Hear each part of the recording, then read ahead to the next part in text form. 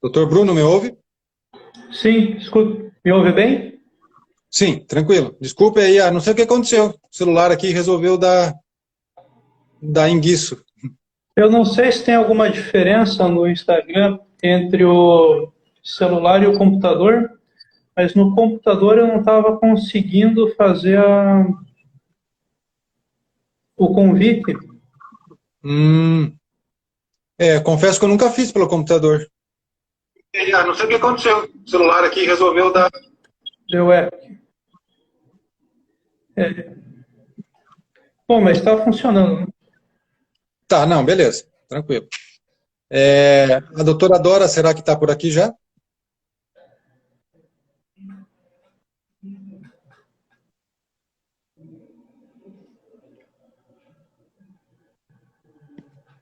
Bom, vamos conversando então. A doutora Dora já...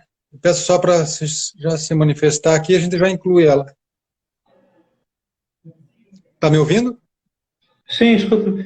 Vou pedir só um minutinho. Como eu estava com o notebook, eu vou pegar o negócio para apoiar o celular. Só um minuto.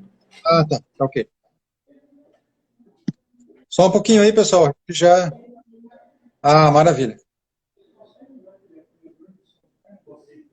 Pelo celular, Zeca, acho que fica mais fácil mesmo. Não, não precisa, não, obrigado.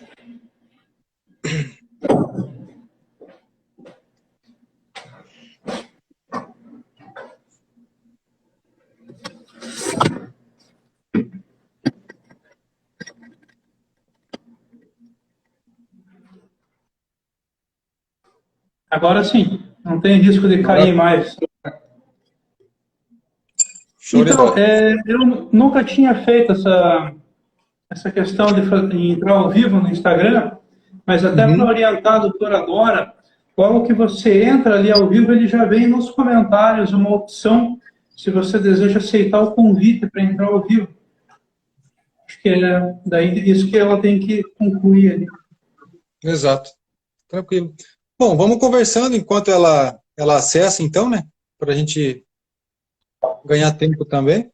Aí, assim que ela entrar, ela já pega o embalo. Pode ser? Tá certo? Então, tá bom. A proposta de hoje, doutor, foi conversar um pouco sobre a ética na advocacia criminal, né? Eu fiz, na verdade, acho que a introdução lá, acabou que acho que ninguém ouviu, porque eu estava sem som, mas eu comentei que a ética, na verdade, é uma linha basilar nossa, né, da advocacia, que nos guia aí assim, por tentar agir da maneira mais correta possível, né? Tanto com os pares, como com magistrados, com o Ministério Público, em delegacia de polícia, com o cliente também, lógico, né? O principal, na verdade, o primeiro contato ético ali é com o próprio cliente.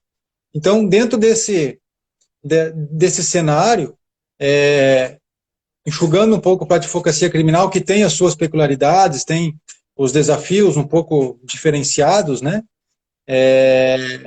Comentar um pouco desse dia a dia, né? Dessa rotina, né? Desse trato ético, né? Da advocacia criminal, no modo geral. Então, com a sua experiência, com a experiência da doutora Dora, a gente pode trocar algumas questões interessantes aí para a nossa comissão, e principalmente para aqueles que, de repente, estão iniciando, né? Nós temos ali o nosso presidente da comissão da advocacia iniciante, da subseção, doutor Daniel. Então, também para eles poderem entender um pouco dessa realidade nossa. Boa noite, doutora Dora. Boa noite. Desculpe o atrapalho, mas eu estava tentando entrar pelo computador e não estava conseguindo. Perdoem, fiz vocês perderem um tempo enorme. Não, imagina. Mas fiquem à vontade. Boa noite a todos. É um prazer estar aqui, uma honra muito grande. Obrigada pelo convite. Imagina, o prazer é nosso ter duas figuras ilustres aí. A doutora Dora, como eu falei no início, foi presidente durante 2 gestões, né, doutora, da nossa subseção. 4? Nossa. Eu estava mais ou menos ali junto com o Fidel Castro e com o Raul Castro, assim, na sequência histórica. Então, assim, é uma satisfação para a comissão ter aí a chance de compartilhar um pouco também da sua experiência, da sua bagagem, né? Que é indiscutível. Eu e o doutor Bruno, eu vou tomar a liberdade de dizer que nós somos crianças, assim, na advocacia, perto da sua experiência, então... Eu já sou avó mesmo, já sou avó, já passei nesse estágio aí de criança, mas como os velhos voltam a ser criança, eu estou já começando a tomar vacina de sarampo. Então, assim, agradeço mais uma vez, então, a oportunidade e gostaria de compartilhar, como eu estava comentando com o doutor Bruno, a questão ética com a advocacia e com a advocacia criminal um pouco mais especificamente, né? Porque a advocacia criminal, ela traz algumas peculiaridades, como todas as áreas, né? Mas ela carrega consigo algumas questões um pouco mais delicadas, talvez, do ponto de vista. E gostaria que vocês comentassem sobre isso, como é que a gente pode, até principalmente para os iniciantes que possam estar nos ouvindo, para que a gente possa passar um pouquinho desse reflexo para ele, como que vocês enxergam isso, enfim. A palavra é de vocês. Eu vou tentar falar o mais resumidamente possível o que eu entendo por ética. Porque o conceito de ética vem, isso aí não precisaria dizer, só estou dizendo com um relembro, já era estudado por Platão e Sócrates, mas quem definiu ética foi Aristóteles, dizendo que era virtude e felicidade. E a Constituição de 88 trouxe para o advogado uma responsabilidade muito grande, porque nos considerou essenciais de administração da justiça. Nós fazemos parte do tripé da administração de justiça. Não há justiça sem advogado. Que isso e ao par desse tripé, a gente passar a participar desse tripé, essa responsabilidade adicional, a atuação do advogado vai se situar sobre dois pilares distintos e essenciais da advocacia. A ética, o advogado tem que ter ética para manter essa fidúcia e manter a responsabilidade pelo exercício do munus constitucional e as prerrogativas do advogado. Porque se nós podemos ter todo o processo ético a nortear o nosso trabalho, se nós não tivermos uma garantia que as nossas prerrogativas serão preservadas, não serão violadas, nós não teremos condição de exercer a nossa profissão. Então, é a condição essencial para o exercício da advocacia, a ética e as prerrogativas. E no aspecto criminal, isso tem uma conotação maior até. É uma conotação maior, porque quando a gente diz que o objetivo, vamos dizer, da medicina é preservar a vida, e é importante a preservação da vida, é necessária a preservação da vida. Nós dizemos do advogado, nós preservamos a vida, precisamos da vida preservada no sentido estrito, mas fazemos mais do que isso. Nós lidamos com a liberdade, com a dignidade, com a integridade do ser humano. E não adianta de nada nós termos vida se não tivermos liberdade. E na advocacia criminal, isso tem um papel preponderante, um papel importantíssimo. Porque hoje a gente está sentindo aí uma tentativa de criminalizar a atuação do advogado. Aí, buscando que o advogado, primeiro, que o advogado declare de onde vêm os honorários dele, se o cliente, onde que o cliente obteve o dinheiro para pagar os honorários do cliente. E outros aspectos aí que a gente está vendo todo dia. Então, a advocacia criminal sofre um ônus a mais. É interessante notar, e até um parêntese que eu faço, eu já é a terceira vez que eu participo do Conselho Estadual, e já participei por 2 legislaturas do Tribunal de Ética. São poucos advogados criminalistas que a gente vê sendo punidos pela ordem, porque a ordem tem um duplo papel também.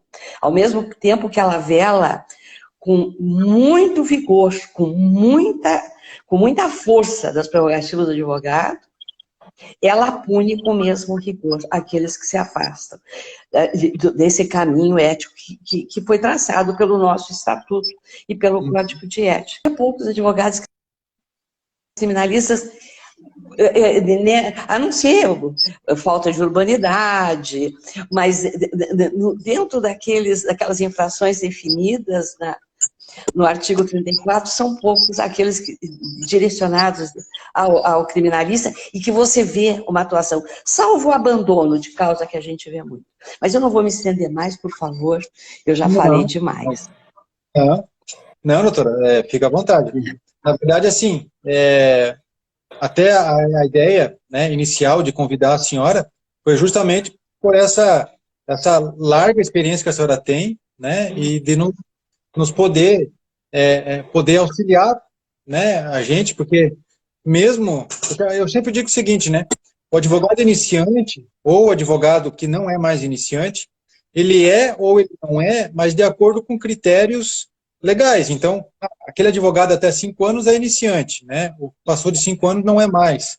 Mas é muito relativo, porque a gente é um aprendizado diário. A gente é iniciante mesmo com 50 anos de profissão. Né? Então, com certeza. Porque as questões vão mudando, os tempos são outros. Eu lembro que quando eu comecei a advogar, a doutora era presidente ainda da subseção. Então, uma das figuras que mais me marcou foram algumas oportunidades ali de reunião e de eventos na nossa sede, e que hoje já muitas coisas talvez não se aplicam mais como era há 8 anos atrás, 9 anos atrás. Né? Então, o mundo vai mudando e a gente precisa estar sempre se reciclando. E a questão ética, ela acompanha, né? O que hoje, talvez assim, o que há 8 anos atrás, 10 anos atrás, não era necessariamente considerado abandono de processo, por exemplo, né? Numa interpretação do caso em si, hoje nós vemos até multa sendo aplicada para o advogado por esse pseudo-abandono, muitas vezes, né? Considerando que... Mas a ordem tem se posicionado, e eu tenho visto, especialmente o Alexandre Salomão, ele tem sempre se posicionado a respeito desse abandono, que na área civil tem uma conotação, e na área criminal outra, porque, por exemplo, eu não atuo na área criminal, mas com relação a alegações finais, às vezes até com relação a recurso, que às vezes não é interessante e a ordem não tem considerado mais como abandono. Mas você sabe que o problema ético, a gente... aquilo que está certo, que está errado, está imantado em nós, na nossa alma. Nós, quando nascemos, nós já sabemos o que é certo, o que é errado, o que é o bem, o que é o mal. Isso aí está imantado em nós. O que a ordem fez inspirada no Código Penal? Não há crime sem lei que o defina. Então, a ordem institucionalizou os tipos infracionais éticos e os tipos de as infrações disciplinares e as infrações éticas. Simplesmente por uma necessidade de você ter o tipo infracional como existe a lei penal. Mas hoje muitas posições que eram adotadas têm sido revistas. Hoje eu até me permito, se vocês me permitem, eu estou falando demais, hoje está se tirando do processo tentando evitar o processo administrativo, tal qual ocorre no processo criminal, para aquelas infrações punidas com censura e aqueles processos de propaganda, de publicidade. Hoje vão ser os advogados que incorrerem nesses fatos, eles podem assinar um TAC se comprometendo a reparar o prejuízo, se houve, e não sofrerão mais, e terão oportunidade, claro, de através desse TAC, se livrar de uma censura, de um processo disciplinar. Então, há alterações grandes no aspecto formal, né? Mas, como princípio,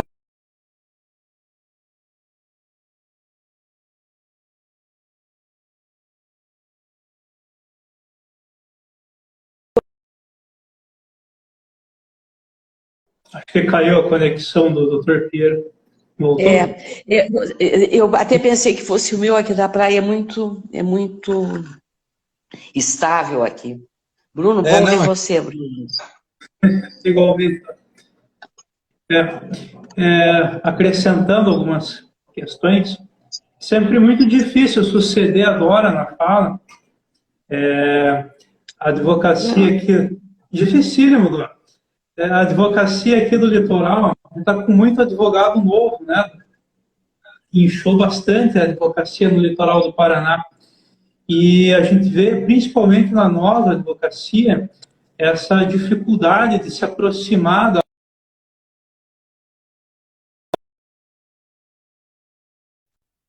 alguns anos atrás, de ver como era até a estrutura física de atendimento da OAB e tudo que a gestão da Dora, do Paulo, conseguiu montar e trazer para a OAB do Litoral.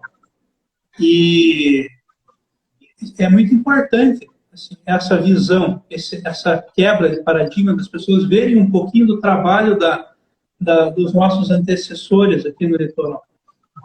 E quem está chegando agora na advocacia está pegando já uma estrutura mais pronta, muita dessa questão do processo digital, do atendimento digital, inclusive, e perdeu um pouco esse liame aí das conquistas da OAB do Litoral. Inclusive da própria vaga que hoje agora ocupa no Conselho Seccional, foi uma luta ferrenha da OAB do Litoral, porque o Litoral do Paraná não tinha representação no Conselho Seccional da OAB do Paraná. Sim. E isso é algo que, assim, pouca gente sabe. A gente conversa com os nossos colegas, principalmente com os mais novos, né? A gente vê aquele grupo dos advogados dativos, reclamação atrás de reclamação, e muito pouca solução. Né? Até puxando o gancho já, se o Dr. Piero me permite. Claro, fica à vontade. Para a questão da ética, eu vejo a ética na advocacia criminal principalmente resumida em... Eu penso que a seriedade no desenvolvimento do teu trabalho. A questão da urbanidade, que a Dora bem colocou, eu acho que é primordial não só na advocacia criminal ou na própria advocacia, mas para a própria vida em sociedade. Né? Você tratar com respeito o membro do Ministério Público, o juiz de direito, os serventuários, os policiais, o próprio réu, eu acho que isso é algo que é basilar. Mas eu penso que a questão da seriedade na advocacia é que vai trazer a questão com mais ética. Você ser intransigente com relação à violação das suas prerrogativas, você ser intransigente com relação ao direito dos direitos, que são essas as questões mais primordiais na advocacia criminal. Porque hoje, não só o advogado criminal, mas a gente vive um cenário praticamente de uma nova inquisição. Fala-se do novo cangaço, eu acho que nos processos criminais nós temos praticamente uma nova inquisição. Eu vejo a maioria dos processos, aqui não generalizando, mas como meros procedimentos que têm que ser passados para se chegar num fim já pré-determinado, que é a condenação criminal. E nós viramos ali meros coadjuvantes para fazer as nossas petiçõezinhas que no final vão ser rejeitadas para ter uma condenação. Muito raramente a gente consegue ser ouvido efetivamente pelo Poder Judiciário. Muito raramente a gente vê um membro do Ministério Público realmente ponderando as provas antes de pedir a condenação. É muito comum a gente ver na audiência, já na alegação final oral da defesa, o juiz já está digitando a sentença. Então, são questões assim, complicadíssimas. Não só a caça ao advogado criminal, a criminalização da atividade da advocacia, mas também a própria sensação de punitivismo que você vê no procedimento criminal em si e que nos relega a um papel de coadjuvantes. Então, eu vejo que a ética na atividade criminal, na advocacia criminal, passa necessariamente pelo fato de você desempenhar o seu trabalho com intransigência à violação das suas prerrogativas, com intransigência à violação dos direitos do teu cliente. E não precisa, com isso, você afrontar a figura do juiz, afrontar a figura do promotor de justiça ou do procurador da República, mas você ponderar as questões com firmeza e se colocar presente efetivamente ao longo de todo o processo. A gente tem visto aí audiências de custódia online em que o flagranteado fala da presença do próprio carcereiro, às vezes na presença do próprio policial que efetuou a sua prisão em flagrante, e você está remotamente conversando com ele no fórum, de cara, no teu escritório, o juiz da casa dele, uma justificativa por conta da questão da saúde do Covid, mas o fim princípio da audiência de custódia é aferir se aquele preso não teve ali os seus direitos violados. Como que você vai aferir se ele teve os direitos dele violados no teu escritório, o juiz da casa dele, com o pretenso violador na sala junto com ele atrás da câmera? Então a gente vê alguns engodos na advocacia criminal, e eu escuto alguns colegas falando que agora, quando a gente fala de questão de Covid ou saúde pública, o direito pula pela janela. Então, nós temos provimentos do tribunal que permitem o indeferimento de perguntas ou interrupção de depoimentos, caso a conexão não esteja estável. Então, presenciei, inclusive, o juiz falando, não ouvi sua pergunta, então o provimento me permite que eu prossiga e prossegue como se o advogado não estivesse presente. A gente vê muita advocacia dativa, principalmente.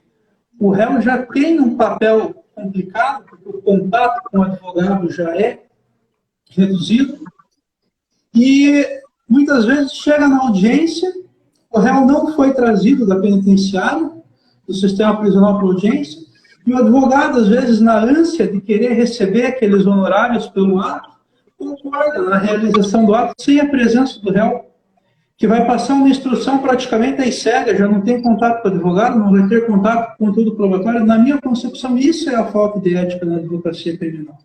É você não pensar no fim principal da tua profissão. E essas são na minha visão, as principais questões. A gente tem trabalhado muito aqui no Conselho, em Paranaguá, principalmente com as questões de abandono de processo na advocacia criminal. E a gente tem batido muito firme nos nossos votos e nas reuniões do Conselho, porque, principalmente na advocacia dativa, você faz audiência, recebe os honorários, vem a vista para a alegação final e o advogado não quer fazer. Sabe? Às vezes você vê colegas que não estão interessados na defesa do cliente, mas estão somente no recebimento do honorário. E a gente vê no grupo do advogado ativo, a grande maioria, ninguém está interessado na realização do munus profissional. A maior parte do interesse é somente na realização do honorário, mesmo que para isso a gente ceife a liberdade de alguém. Então, eu coloco essa questão da ética nesse ponto, principalmente porque a gente já está num sistema, nós já temos uma legislação penal inquisitorial, de uma época ditatorial, né, da época, no Código de 1940, inspirado no Código Rocco da Itália, todo trazido contra a defesa e pró-acusação. Eu sempre coloco, olha lá o rol de decisões passíveis de recurso em sentido estrito, vê se tem uma decisão que cabe recurso da defesa. É só recurso para o Ministério Público, não há recurso para a defesa. Então, é um exemplo, a gente vê, todo o nosso sistema é voltado para a acusação. Aí a gente vê um sistema impulsionado pela mídia a oprimir, a condenar. E aí nós que somos a última rocha na defesa do cliente, trabalhando sozinhos contra todo o sistema, nós não podemos nos deixar abater, nós não podemos nos deixar esmorecer pelo autoritarismo do Estado ou do sistema estatal. Tá? E esse, na minha visão, é o maior ponto da ética na advocacia criminal. É você não tolerar a violação das suas prerrogativas, não tolerar a violação dos direitos do teu cliente e trabalhar de maneira firme, segura, sempre corretamente e buscando, claro, sem, para isso, precisar faltar com urbanidade a alguém, ofender alguém, né? Denegrir a imagem de algum outro ator do processo, mas mostrar que o advogado está ali, sim, para desempenhar uma função essencial naquele processo, que ele não vai aceitar ser substituído, que ele não vai aceitar, muitas vezes, retirado por ato de secretaria do andamento do processo. Né? Esse tipo de questão é que tem que ser combatido. Então, do meu ponto de vista, a questão da ética passa muito por aí, pelo trabalho firme, pelo trabalho paciente, né? A gente vê os mandamentos do Eduardo Culturi, da OAB, eu tenho na minha sala o quadro, para ler. Sempre que você dá aquela esmorecida, você lê novamente aqueles mandamentos, porque você não pode se desviar, em modo algum, do teu objetivo final do processo. E a gente segue uma função contra-majoritária na advocacia criminal. Então, a gente tem que se dar conta que o nosso papel, muitas vezes, imbróglio, está ali para defender uma pessoa, para resguardar os direitos daquela pessoa, e como muito bem disse agora, a liberdade. O direito criminal é apaixonante por conta disso, porque se trata sempre com a liberdade. O direito civil, que também atua, que também...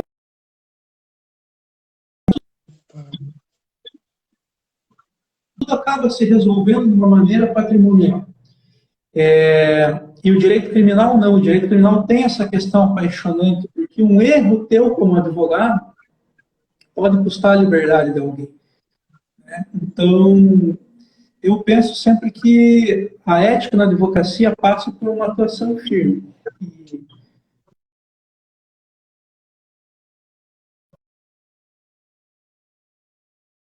importantes serem colocados aqui e deixo aí aberto para os comentários de vocês também. Eu gostaria de falar um pouco mais sobre prerrogativas. É um tema muito caro para mim. Eu, antes mesmo de me formar, eu já tinha sofrido um agravo de um juiz. Mas o importante é que o jovem advogado venha à ordem, entenda, veja a ordem, aquele espaço físico, como um cobertor, como um guarda-chuva que protege o advogado. Quando a questão de prerrogativa sempre foi analisada, sempre foi tema de debate entre os advogados. Até muitos anos atrás, essa discussão era muito restrita. Quando eu estava fazendo estágio, e eu fiz estágio com grandes juízes, que hoje são desembargadores, mas tinha um juiz em Paranaguá, que me perdoa, já morreu, mas isso não tira a loucura desse juiz. Quando eu fui fazer estágio, gente acostumada a ser tratada com muita gentileza dentro do fórum, com muita atenção. Na época era juiz de direito, o doutor Ivan Bortoleto, o doutor Ricardinho de Oliveira, pessoas extremamente gentis. João Maria era cartorário, meu amigo que nos deixou agora recentemente. E eu fui fazer uma audiência com o juiz da vara criminal. Cheguei no cartório, perguntei ao escrivão, olha, eu gostaria de me apresentar, sou estudante de direito, preciso fazer estágio. Ele disse, bati na porta do juiz, ele já fez de propósito. Quando eu bati na porta, Esse homem, que era um homem gordo desse tamanho, levantou e começou a gritar comigo: saia, saia, ninguém entra na sala do juiz. E eu fiquei tão apavorada que eu fui saindo de costas. Na mesma oportunidade, estava chegando o doutor Reili Gutual, advogado hoje aposentado, um grande advogado, meu mestre. O doutor Reili chegou e disse: mas como que ele fez isso com você? Entrou na sala e deu uma dura no juiz. E ele me recebeu em seguida. Então, a defesa das prerrogativas ficava dentro do próprio corpo de advogados daquela situação. Hoje, não. Hoje, nós temos uma defesa de prerrogativas organizada, que atende na hora. Não deixa para atender depois que o fato aconteceu. No ano passado, houve um júri em Paranaguá, e um dos advogados que defendiam o réu havia atentado contra a vida de um guarda municipal, me ligou apavorado. Ele disse: doutora, tem 50 policiais, guardas municipais, todos armados aqui dentro do fora os policiais militares. E eu fui lá. O promotor ficou muito bravo e eu disse: não tem nenhum cabimento, é uma violação. O advogado tem que ter garantia de segurança. Como é que você vai ter segurança na defesa de um réu quando tem... Eu acho que nem eram 50, talvez 30, mas podia ser um policial armado, e a juíza manteve, o promotor teve acesso, mandou sair, eu já passei da fase de ter medo, não tenho medo de mais nada hoje. Mas ele, imagina um advogado, os advogados ficaram paralisados quando me viram, porque eram todos jovens advogados. E eu disse: olha, vocês vão embora, vocês não continuem aqui, isso aqui não oferece segurança para vocês. Saiam com a proteção da ordem. Uhum. Mas eles não quiseram sair, eu tive que respeitar, não quiseram representar contra a juíza, e eu insisti muito que representassem contra a juíza e o promotor, porque era aceitável que a juíza admitisse. Mas o advogado jovem fica com essa preocupação, ele tem medo daquilo que vem por trás. E eu já sofri problema com juízes, normalmente com juíza mulher, mas já tive juíza a se julgar impedida de atender meus processos, quando era a única juíza na vara. Mas essa mensagem a gente gostaria de deixar para os advogados jovens. Vejam na ordem o porto seguro. Vejam na ordem algo que pode estar, no momento do acontecimento, estar junto para impedir ou pelo menos minimizar qualquer agravo ou qualquer violação de qualquer garantia ou prerrogativa do advogado. E um grande exemplo disso, que vocês comentaram, inclusive, em memória saudosa, aí meu irmão particular, meu amigo pessoal, doutor Luiz Hamilton, né? Ele, no primeiro júri que ele foi fazer em Pontal, ele teve uma experiência um pouco complicada, que foi com aquele, eu digo assim, com todas as letras, sem medo de... Porque era um infeliz de um magistrado mesmo, que graças a Deus foi transferido daqui, que num certo momento parou o júri e gritou aos quatro ventos que a comarca era dele e que ali não se admitia defender, era um caso de feminicídio, salvo engano, não se admitia defender aquele tipo de réu. E o Luiz Hamilton congelou, porque ele tinha recém-iniciado e era o primeiro júri dele. Então, só que eu senti que depois daquilo, ele foi combativo cada vez mais, né? E fica aqui, se seus colegas me permitem, a nossa homenagem, porque quando ele passou a fazer parte da comissão dos dativos, se eu não estou enganado, a última atitude dele antes de ser internado e falecer foi conseguir uma videoconferência com o cliente, porque ele me ligou no dia, ele falou: Piero, o que eu faço? Falei: olha, daí a gente conversou, tal, ele conseguiu, insistiu, ligou na delegacia de Matinhos e conseguiu a videoconferência com o cliente que estava preso. Então, assim, é um exemplo entre tantos que a gente tem aí, né? Mas é marcante isso, porque o advogado, ele é marginalizado, ele é criminalizado, ele é apedrejado, né, em todas as esferas, né? Antes de especializar, eu tive a oportunidade de advogar um pouco no trabalhista, um pouco no civil. Então a gente vê que não é diferente de um fórum para o outro. Tem juízes que se acham o rei da batata doce e vão com aquilo, com aquele ímpeto. E Tribunal do Júri é um grande exemplo de ofensas assim terríveis contra os advogados, audiência de instrução, audiências virtuais agora, infelizmente, estão nos trazendo uma lição de quebra de direitos do preso mesmo, do réu, do advogado nem se fala, né? Porque a gente muitas vezes não está presente com o réu junto, ou enfim, e há um aprofundamento muito maior para aqueles magistrados que têm como costume violar prerrogativa, violar tratamento ético, que como vocês comentaram bem, já vem de berço, né? A educação já vem de casa. Isso deveria ser um princípio fundamental de todos, né?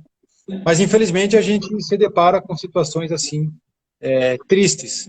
Mas a OAB é o nosso escudo, né? É a nossa capa de proteção. E cada vez mais nós temos que ser. Eu brigo sempre por isso. Primeiro, temos que ser unidos. A categoria tem que ser unida. O problema com um é problema com todos, né? Não é isolado. E, infelizmente, a gente vê muitas vezes colegas desamparando colegas. Ah, porque eu sou de outra seccional. Eu não sou do litoral, eu sou sou de outra cidade. Então, eles não querem se queimar com o juiz, com o promotor, porque tem outras causas pendentes de julgamento. Ah, mas se eu combater aqui, o juiz pode sentenciar contra lá em outra situação. Então, nós temos que perder esse receio de desagradar magistrado, de desagradar promotor, desagradar delegado de polícia, seja quem for, em troca, né, em favor de uma atuação livre nossa, de uma atuação que tem que ser respeitada. Então, cabe a nós, muitas vezes, impor isso, né? Então, assim, é um desafio diário e a coisa eu espero que chegue num ponto, né, a gente possa estar aí mais valorizado e mais protegido. Sabe que é uma coisa interessante? Por favor, Marco, pode falar, Bruno.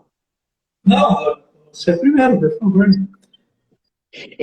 Sabe que é uma coisa interessante a gente ver, porque a gente vê do povo, das pessoas, assim, mas como que o advogado defende alguém que bateu na mulher? Como é que o advogado defende um estuprador? Como é que defende um assassino, um latrocínio? Como é que defende? E é uma coisa que eu tento passar para as pessoas, que o advogado defende é a defesa, primeiro, da presunção de inocência. Sim. A Constituição diz, você só pode ser julgado, só pode ser condenado após o trânsito em julgado de uma decisão de um decreto condenatório. Então, até esse momento, é inocente. O hábito nosso, a nossa cultura é de condenar primeiro. E o segundo papel do advogado não é provavelmente da defesa do ato praticado, é a defesa do processo, para que aquele réu tenha garantia, que vai ter garantido todos os seus direitos fundamentais. Direito ao contraditório, direito à ampla defesa. É esse o papel do advogado. O advogado, quando está defendendo o estuprador, não defende o ato de estuprar, não defende o ato do feminicídio, não defende o ato do assassino, não. Nós defendemos o direito à defesa. Direito estabelecido pela Constituição Federal. Isso é muito importante que a gente transmita e que as pessoas consigam entender. Agora, quando o juiz não entende isso, quando o juiz diz uma coisa dessa, esse juiz teria que ser defenestrado como juiz. Ele não podia nunca exercer atividade de Estado juiz. Não tinha, porque ele não tem conhecimento, não tem respeito pela Constituição e pelas leis brasileiras. Exatamente, exatamente. Essa questão, eu sempre gosto de rememorar Márcio Tomás Bastos, né? Quando ele falava que defendo o meu cliente da culpa legal. A culpa moral eu deixo para o Criador. Né? Porque se há prova da condenação, se há elementos para que determinado acusado seja condenado por tal tipo de crime, não é o advogado que vai conseguir evitar. A gente tem essa questão no inconsciente popular de que olha só o que o advogado fez, o advogado absolveu aquela pessoa, ele defendeu aquela pessoa. Não, o advogado vai garantir os direitos daquela pessoa ao longo do processo. E muitos processos, eu até brinco, esses processos midiáticos, em que há realmente prova robusta do cometimento do delito desde o princípio, porque é um processo que você fica nas cordas. Porque você vê a mídia, você vê o Ministério Público, você vê muitas vezes o próprio magistrado batendo no teu cliente ao longo do processo todo. E você fica quase no papel de espectador ao longo do processo para, às vezes, em uma daquelas decisões ou em uma daquelas manifestações, às vezes te surge um elemento que tinha passado despercebido ao longo de todo o processo, você verifica, mas aqui há uma dúvida. E muitas vezes você, nessa dúvida, encontra a verdade do que realmente aconteceu. E às vezes o papel da mídia, junto ao papel da polícia investigativa, cria um cenário que poderia sim ter outra hipótese, poderia sim ter outra versão, e ela é ignorada ao longo do processo. E é o advogado quem tem que meio que criar esse papel investigativo de buscar a nova versão, de requerer e a todo custo praticamente suplicar ao juiz que defira a produção de provas novas, que olhe para uma nova vertente do processo. E quantas vezes a gente já não fez algum tipo de defesa nesse sentido e teve êxito, né? E então, assim, o papel do advogado não é ali, como bem disse agora, de compactuar com a atividade criminosa. O papel do advogado é de pegar o acusado e, peraí, calma, vamos ver, você é uma pessoa, você é um ser humano, você tem direitos, vamos ver do que estão te acusando aqui, vamos ver o que eles têm de prova e vamos defender os teus direitos. Nem que seja para no final do processo você concordar com a acusação e pedir uma atenuação da pena, pedir uma desclassificação para outra modalidade de delito, né? Ou muitas vezes para você verificar que toda aquela acusação, às vezes, por mais que inicialmente robusta, foi derivada de vícios, de nulidades, teve provas angariadas mediante meios inconstitucionais. Então, eu muito me recordo daquele caso da menina que foi encontrada numa mala em Curitiba, né? Que logo a polícia enveredou-se por um caminho, prendeu-se aquelas pessoas e, de repente, lá na frente vem um exame, a mídia já, a condenação pronta daquelas pessoas, e no exame vem o material genético, não era deles, era de outra pessoa. Então, quem deve ser demonizado aqui? Essa é a questão, né? O advogado que abriu os olhos contra tudo e contra todos para aquela situação, né? Ou o aparelho investigatório estatal, o próprio aparelho de acusação na fase processual, que não quis fazer um exame mais acurado daquelas situações e considerar as outras possibilidades investigativas, né? De quem é a culpa por esse crime ter saído impune? É da advocacia ou é do próprio aparelho estatal que não deu a adequada investigação, que se agarrou na primeira hipótese, ignorando as outras? Exatamente. Né? Então, esse eu penso que é um ponto importantíssimo. E o papel da mídia nesses processos é complicadíssimo, né? Já diria Humberto Eco, né? Basta um pequeno fermento de maldade para se levantar uma enorme massa de estupidez, né? Então, às vezes você vê, e aqui eu implico na ética também, advogados de renome, aqui no âmbito estadual, ou até mesmo nacional, patrocinando causas com repercussão midiática gratuitamente, no afã de conseguir mais mídia para o caso e exposição midiática para o seu trabalho profissional, né, em detrimento do interesse do próprio cliente. Então, assim, e nós vemos isso rotineiramente, né? Nós estamos vendo isso na mídia nacional agora. Nós já vimos isso recentemente aqui na mídia estadual. Então, e às vezes essa atuação também é que acaba manchando um pouco da advocacia criminal como um todo, né? Mas o papel do advogado criminal é importantíssimo. Todo mundo crucifica o advogado criminal. Até o momento em que, num estado aqui em que cada nova lei publicada tem pelo menos um artigo de crime novo, né, todo mundo praticamente é criminoso, até o momento que chega no escritório com um problema criminal. Ah, mas sonegação fiscal não é igual a homicídio. Ah, mas embriaguez ao volante não é igual a um estupro. O mesmo papel de defesa que eu vou desempenhar num processo desses é o que eu desempenho no outro. E é essa dicotomia que tem que ser quebrada, né? O papel da defesa para um é o papel da defesa para o outro também. Sim, sim. E a gente escuta muita comparação de leigos com relação a isso, né? Da mídia, muitas vezes, sem preparo, sem uma assessoria, né? Porque, veja, se eu estou defendendo, por exemplo, uma situação trabalhista, vamos supor, né? Estou tratando lá de vamos supor, de uma inadimplência de verbas trabalhistas por parte da empresa.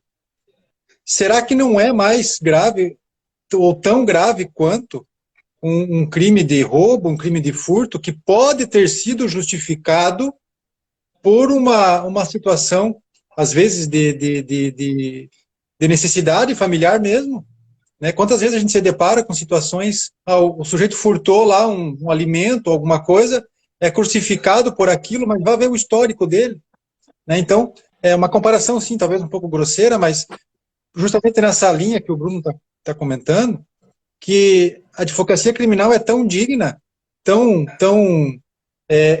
merecedora de respeito como qualquer outra.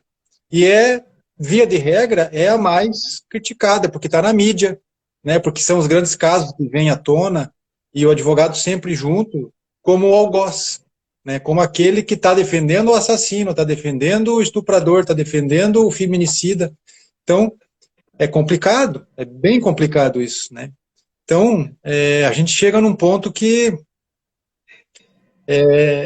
assim, eu particularmente, eu não me dou bem com juiz, com magistrado, com promotor, são bem poucos, porque a gente ganha inimizade, infelizmente. A grande maioria leva isso para o lado pessoal. Tudo bem, parabéns para eles, perda para eles, né? A gente tem que fazer o nosso papel. Tem que continuar batendo, continuar insistindo, continuar... aquela história, sou advogado de porta de cadeia, né?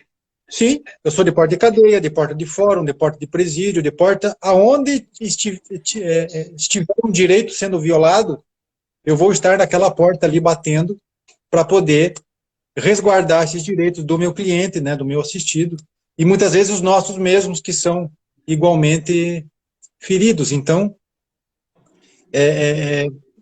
né, sempre eu caio naquela, cabe a nós cada vez mais nos protegermos, sendo uma classe cada vez mais próxima, mais unida, com consciência, com certeza de que não há que ter medo. Nós temos que ser ousados, temos que ser, lógico, éticos, educados, como o berço de cada um, mas briguentos, mas impulsivos, sim, a hora que a situação exigir, né? E que a gente possa levar isso, né, para o nosso dia a dia. Então, assim... O advogado criminal, na verdade... Desculpa, doutor, pode concluir. Não, tranquilo, diga lá.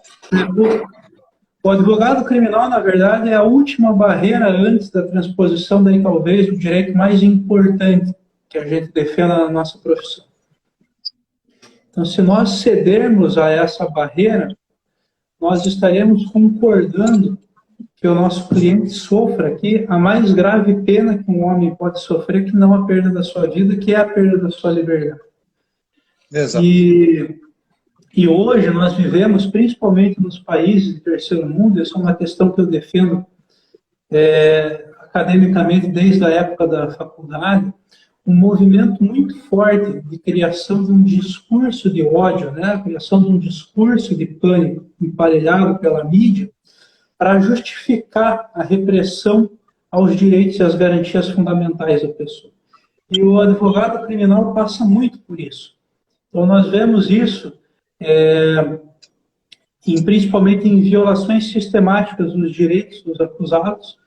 E eu lembro que quando eu defendia isso em estudo, lá entre 2010 e 2012, né, a gente ainda falava dessa perspectiva numa ótica processual.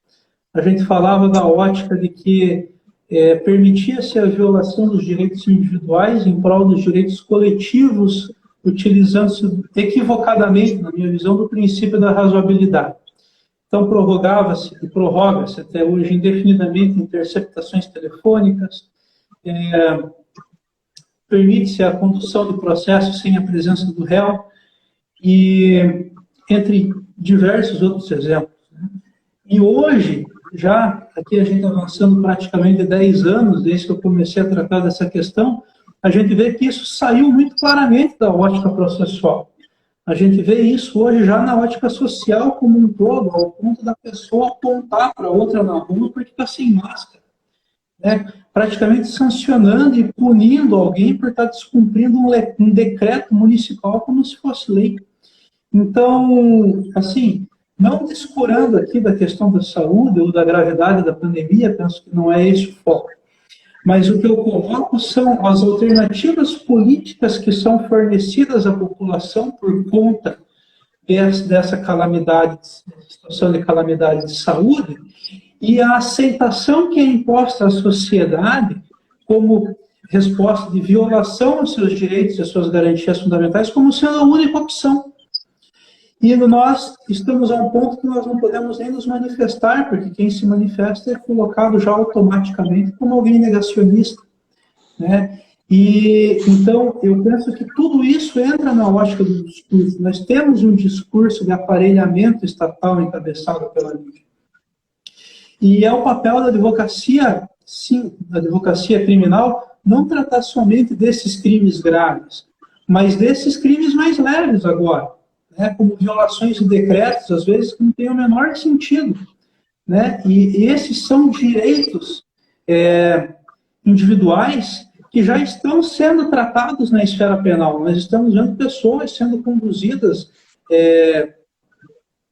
humilhadas, trabalhadores, né, com a cara no chão, nas praças, por conta de decretos tirânicos, e aí invocando-se um preceito do Código Penal de que a pessoa estaria descumprindo um decreto municipal que viola a norma de saúde pública, né? A questão é quanto dessas normas realmente protegem a saúde pública e quantas delas não estão dando um cumprimento efetivo, né? Eu não quero me alongar muito nessa questão Covid, mas você almoçar num restaurante de dia não viola a saúde pública, agora você almoçar nesse mesmo restaurante, na mesma situação, à noite viola.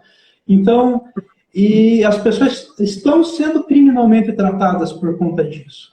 E o papel do advogado criminal passa também por essa situação de demonstrar que aquilo que eram direitos sendo violados para o que outrora achávamos distantes, porque era um estuprador, era um homicida, era um traficante, agora são os direitos do trabalhador que estão sendo violados também, né, nesse discurso macro. Então, antes você pensava, eu não preciso me importar com a vida do bandido, porque eu não sou bandido. Mas agora o Estado te dá um tratamento de bandido por condutas corriqueiras, e aí para quem que você se socorre, né? Então, eu penso que isso tende a aumentar cada vez mais. Isso é uma questão que tende a aumentar no Brasil cada vez mais.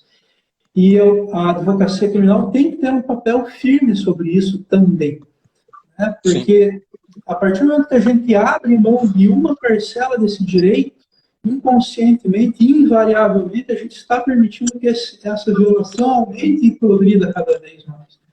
Eu lembro quando a gente reclamava aí há 4, 5 anos atrás na Justiça Federal, quando já se iniciavam as audiências por videoconferência, ao invés da expedição da carta precatória, né, dessa distância entre quem estava sendo ouvido, né, o depoente e as partes, né, mas a gente deixava, porque era tecnologia. E agora a gente vê a proporção que isso tomou ao longo da pandemia, é algo absurdo. Então, eu penso que essas questões, quando elas estão no começo, elas têm que ser especialmente tratadas, né, para que isso não evolua e progrida e a gente chegue num estado de coisas que o próprio STF referenda isso contra a própria Constituição que ele deveria proteger. Então, era essa consideração. Não, perfeito. Infelizmente, a gente está chegando no final, que tem um limite de 1 hora pelo Instagram, né? Então, assim, a gente ficaria aqui a noite inteira conversando, uma conversa agradável, um assunto que é, né, afeto a todos, e, nossa,